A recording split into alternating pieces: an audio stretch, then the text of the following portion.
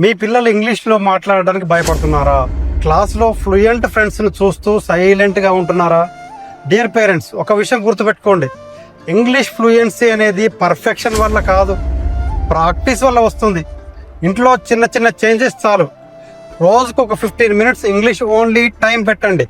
Cartoons, rhymes, stories ఇంగ్లీష్లో వినిపించండి. Mistakes చేసిన మధ్యలో ఆపొద్దు. ఫస్ట్ కాన్ఫిడెన్స్, తర్వాత గ్రామర్. చిన్నపిల్లలకు సాంగ్స్, రైమ్స్, పెద్ద పిల్లలకు స్టోరీస్, క్రికెట్ కామెంటరీ వీడియోస్ చాలా హెల్ప్ అవుతాయి. ముఖ్యంగా రాంగ్ ఇంగ్లీష్ మాట్లాడినా పర్లేదు అనే కాన్ఫిడెన్స్ ఇవ్వండి. కంపేర్ చేయొద్దు, ఓవర్ కరెక్ట్ చేయొద్దు. ట్రై చేసినందుకు అప్రిషియేట్ చేయండి. ఎస్ఎల్ఎస్ స్కాలర్ స్కూల్లో కమ్యూనికేటివ్ ఇంగ్లీష్ ద్వారా స్టూడెంట్స్ కాన్ఫిడెంట్ స్పీకర్స్గా డెవలప్ అవుతున్నారు.